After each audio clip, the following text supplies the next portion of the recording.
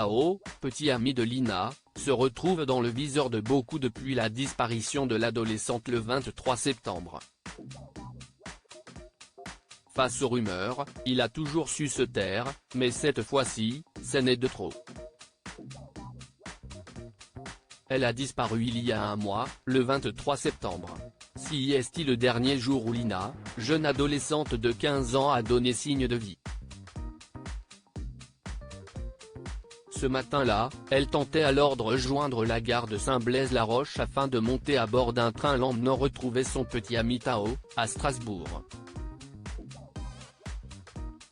Elle ne sera jamais montée à bord. Depuis, le mystère est entier concernant sa disparition. Mais très rapidement, certains regards se sont portés sur le petit copain de celle-ci. Peu apprécié de certains proches de Lina, à l'exception de sa mère, le jeune homme de 19 ans, fait l'objet de nombreuses rumeurs. Parfois totalement folles. Dans les colonnes du Nouveau Détective, il n'a pas caché sa colère envers certaines de ces fausses informations qui circulent à son sujet. Comme certains membres de la famille du petit Émile, disparu cet été dans le Haut-Vernay, Tao, petit ami de Lina, est devenu très médiatisé. Et pas pour les meilleures raisons. Certains veulent croire que le jeune homme aurait bien à faire avec la disparition de l'adolescente. Et depuis, les rumeurs à son sujet vont bon train, notamment une selon laquelle il aurait demandé une pelle et une bâche quelque temps avant la disparition de sa compagne.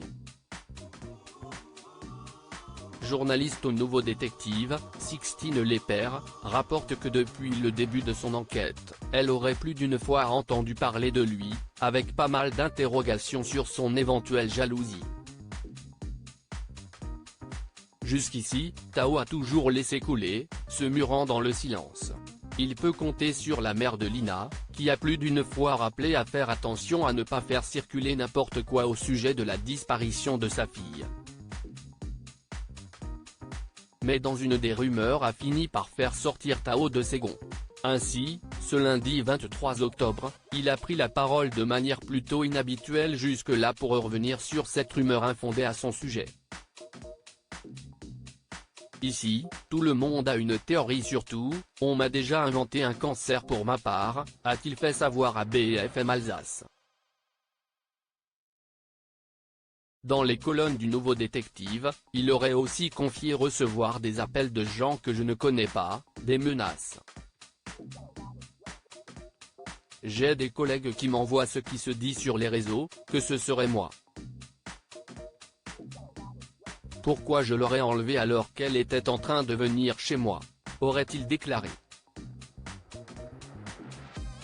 Mais dans cette affaire, jusqu'ici toujours pas résolue, il semblerait que Tao reste le coupable idéal pour beaucoup.